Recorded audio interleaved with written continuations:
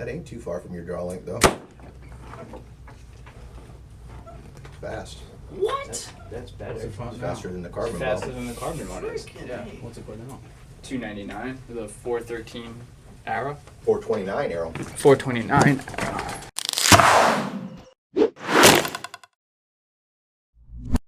Just to be clear, in that opening segment, when we were talking about the aluminum bow being faster than the carbon bow, we were specifically talking about the Ventum 33 and the RX5, the 30-inch model. If you've already seen Garrett Weaver's breakdown of the new Hoyt bows, it has to do with where your draw length falls in the different mod options for the Hoyt bows. Now, I'm a little late to the party doing this review, or at least I feel like I am. I've taken my time with this one because honestly, I have a bit of a bias when it comes to Hoyt. I'm very nostalgic for the brand. I grew up watching my dad shoot Hoyts, talk about Hoyts. The Carbon Matrix G3 was my first flagship bow. That was back when, you know, Dudley, Cam Haynes, the Bone Collector guys, countless other guys were all pro staff shooters for Hoyt, and that bow's still around, killing world-class animals to this very day. So that was back when I knew nothing about tuning or the industry or setting up my own bows, and I only knew what the companies told me. So I still hold Hoyt to that same or similar regard, and I have a certain reverence for the company, and I probably hold them to, honestly, an unfair standard.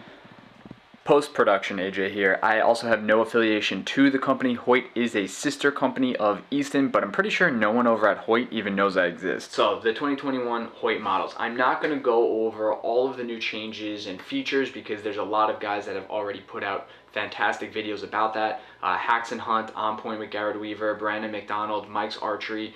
Those guys always do great videos, and I think they covered a lot of things to a degree that I don't need to add my 2 cents. So I'm only going to talk about the features that really made an impact to me. Now, I'm going to start out by talking about the Ventum 33, which was my favorite bow of the Hoyt lineup. If you're on Instagram and you've been following Cameron Haynes' build, he's shooting a 90-pound Ventum 33. Of course, it's a Keep Hammering edition bow, and he's made some interesting changes to his setup this year. One thing that he did that I really like is he added his stabilizer to the front of that new vibration dampener, which, guys, I, like the rest of you, saw the leaked photos when these bows, the couple of days before these bows were officially launched, and I thought the same thing as everybody else. Oh, they added a dig. Yes, the new vibration dampener looks like a dick and 2 balls on the bow. The bow looks like it's trying out for the lead of the next Brokeback Mountain reboot, Brokeback Backcountry. But regardless of how it appears, the vibration dampener really does work. And I like what Cam did. He mounted his stabilizer to the front of that vibration dampener. I always mount my stabilizer position in the lower position. I just find that it creates that nice pendulum effect, keeps the bow balanced during and after the shot, and holding much steadier than the higher stabilizer position. So I like what Cam did with that. I like what Hoyt did with making that lower stabilizer position available. There's a reason PSE did it. There's a reason Matthews has had their vibration dampener in that similar position for the last couple years. It really does work, and it makes a difference. Now, another change that Cam made was he is running a back bar for the first time that I can remember seeing him run or test a back bar, and I have a sneaky suspicion I understand why. The second thing I noticed after the vibration dampener on the new Hoyts was the lack of yokes and the move from a cam and a half to a binary cam system. Now, binary cams are nothing new to the industry. Bowtech has been running them for years. And I don't know if I actually mentioned this in my Bowtech review. I spoke very highly of the Bowtechs. I did like them a lot, but I did find that they were more torque sensitive at full draw. When you look at the lineup of the other bow manufacturers, they have some sort of yoke system, whether internal or external to the limbs. That makes for a very stable holding sensation at full draw. So the Bowtech, in contrast, was a little bit more torque sensitive. Nothing that you couldn't tune out. I shot the Solution SD with a front and back bar setup on there, and that bow held very well. When I shot the Hoyts felt extremely similar to the Bowtechs in that the draw cycle was great, very smooth, very predictable, no dump into the valley, but at full draw it was definitely more torque sensitive than Hoyt models of years past. Like I said, not a deal breaker, nothing that you probably couldn't tune out with just messing with your stabilizer setup, but something to keep in mind, because I think a lot of guys that have been shooting Hoyts for years and are now going to pick up the 2021 models, you might find that you need to play with your stabilizer position a little bit more than maybe you did in years past. Now with the binary cams, what is the trade-off for that slightly more torque sensitive feeling? Well, it's definitely a smoother cam. I was never critical of Hoyt cams. I know some people felt that they kind of dumped into those valleys. The new cams on the Hoyt bows are much more predictable, a lot smoother. The let-off modules, like years past, you have 80 and 85% options. Now, I anticipate that those let-offs are a lot more efficient going between the different let-off mods, because that mod on the new binary cams honestly looks like it was taken right off of a PSE Evolve. And you guys have, if you've seen my EVL or my Expedite videos, you know that I am a big fan of the way PSE engineered those let-off mods, because it makes incremental changes to your draw length, which compensates for the different let-offs, so you don't lose or gain any efficiency changing the different the let-off on the bows. Now, the reason I'm choosing to focus on the Ventum 33 is I felt that the draw cycle, the holding sensation, and the speeds I was getting out of it at my draw length of 28.5 inches was the most consistent with what I like out of the bow. The bow felt very balanced, held very steady. The speeds I was getting, it was about 5 feet per second slower than my Expedite, so much faster than you would expect from a bow that is only being advertised as IBO speed rating of in the 230s, right? So the bow is much faster than advertised at my draw length. Post-production, AJ back again. I almost forgot to cover vibration. I know someone is going to ask. Here's my rant on vibration, guys. All of the manufacturers, all of the bows that have come out for 2021, none of them have had what I would consider hand shock. I really think it's time to retire that term, bury it, never see it again, just forget it exists, because all of the bows for 2021 felt very dead in the hand. The majority of them, the Hoyts included, had a bit of residual vibration after the shot, but it was so minimal. I really had to, it was after a couple of shots, and I really had to remind myself to pay attention to even notice it existed. The reason being, the bows felt very balanced in the hand during and after the shot, which I think is honestly more important. The vibration was very little, and it was all after the shot. It was nothing that I think would impact accuracy, and that isn't just confined to the Hoyts. That's all of the new bows across the board. Really dead in the hand. If you want to like rank them, I think the Matthews still has the least vibration of any of the pack, and then everybody else is right on top of each other playing for second place. But the accessories that you mount to the bow are going to have a much more drastic impact where they kind of fall. But overall, I would be more concerned with paying attention to how the bow balances and how it's going to balance with the accessories you intend to use, more so than being concerned with vibration. Because I just think at this point the bows are so dead in the hand that it's just a useless metric. So pay attention to that balance. But I'm going to end that rant there. Let's get back to the review. An important thing to keep in mind is how efficient all of the Hoyt bows are is going to depend on your draw length. Hoyt offers 2 different modules. This is not that different than years past, and in years past Hoyt offered different cam options. Now they're just offering different module options.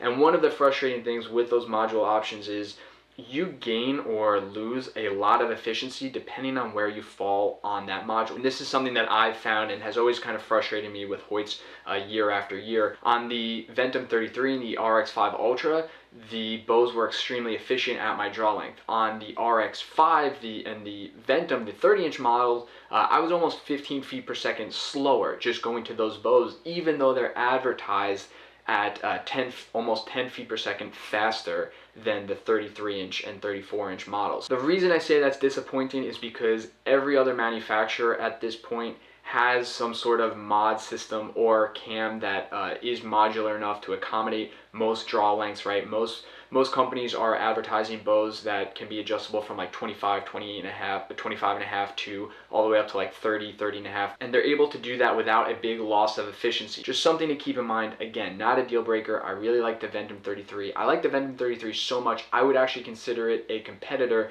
to my Expedite. And you guys know how highly I've spoken about that bow. Now, a lot of people, because you know how much I love that bow, always ask me to compare every bow that I shoot to the Expedite. And honestly, with this bow, apples to apples, not being biased here, I'd still give the edge to the Expedite. The Expedite is $100 less. I felt it held a little bit more stable. It was 5 feet per second faster than the Ventum, and it's easier to tune. Now, not by a whole lot, but it is easier to tune. One of my concerns with all of the new Hoyt bows is they introduced this new cam system, but they didn't give us a way to tune it. Now, Bowtech also runs a binary cam, but they have their new deadlock cam system, which is honestly one of the biggest breakthroughs in the industry in the last decade or so. It's a big deal because you can now shim those cams with just an Allen key. You don't need a press or anything like that. You can tune your bow much more easier. The Hoyt is running a similar binary cam, but they don't give you that option. The cable guard on the Hoyt is not adjustable like it is on the PSEs or the Primes, or I believe Bowtech's is adjustable, so you don't get any sort of fine tuning there. The only way to tune the Hoyts is with the spacers, which the axles are held in place with E-clips. Anyone who's dealt with E-clips and spacers knows it is a nightmare. That leaves the only way to tune these bows with either those spacers or with the rest itself. That's not ideal, especially when the rest of the market is coming out with solutions for making bows easier to tune. Matthews has their top hats, Bowtech has their deadlock cam system, PSE has their new yoke system like on the EVL. So really it's just Prime and Hoyt that have yet to come out with anything to make tuning their bows easy. Prime at least has an adjustable cable guard, which you get a little bit of tunability out of, not a whole lot. But either way, I would like to see that out of Hoyt in the future. And honestly, the RX5 and the RX5 Ultra, the bows are already $1,700, sorry. So they're $500 more. The new carbon bows are heavy. This is something that a lot of people have spoken about, but the new RX5s, their mass weights are right around 4.5 pounds. You're a little bit less for the RX5, a little bit more for the RX5 Ultra, but that's the same weight that you're getting out of the majority of aluminum bows on the market right now. So you're still paying that price premium for the carbon bows, but you're not getting any advantage out of them other than the warm to the touch feel and I guess the cool factor that it's carbon. So I don't really get that. I think at that point, if you're going to still run with this whole Redworks line thing, if you're going to charge more money for the carbon, and everybody's already criticizing Hoyt for borrowing technology from other companies anyway, just license the deadlock cam from Bowtech and charge us $2,000 for the RX5s. I might actually be into that, because now you have a great smooth cam, you have the carbon, you have the most tunable cam shimming system in the industry, right? You have a lot of technologies that everybody else has out there. If you're going to get ripped on for borrowing from everybody, go all the way. So yeah, the Hoyts for 2021, less tunable than really the rest of the field, but still a great bow, especially that Ventum 33. Now, the reason I wouldn't go with the 30-inch models and the reason I haven't talked about the RX5 and the Ventum 30 is because at 20.5-inch draw length, I found that the 30-inch models were much less efficient for me than the rest of the field from any of the major manufacturers. Where 20.5 inches falls on the mods for the Hoyts, it was 5 to 10 feet per second slower than any of the other models that are advertising in the 340 feet per second range. So for that reason, for the fact that the Hoyts are a little bit more expensive, and the fact that they're a little harder to tune, the 30-inch models would just be out for me. 30-inch bows, not for me personally. They just held much less steady than their 33 and 34-inch bigger brothers. But still, you know, you've got to go test them out for yourself. What was difficult about doing this review is for every other review that I've done, I've been able to kind of hang my hat on a positive, saying that this bow dominates this category, right? The Matthews dominates in terms of sound and lack of vibration, right? They have the quietest and most vibration-free bow in the market.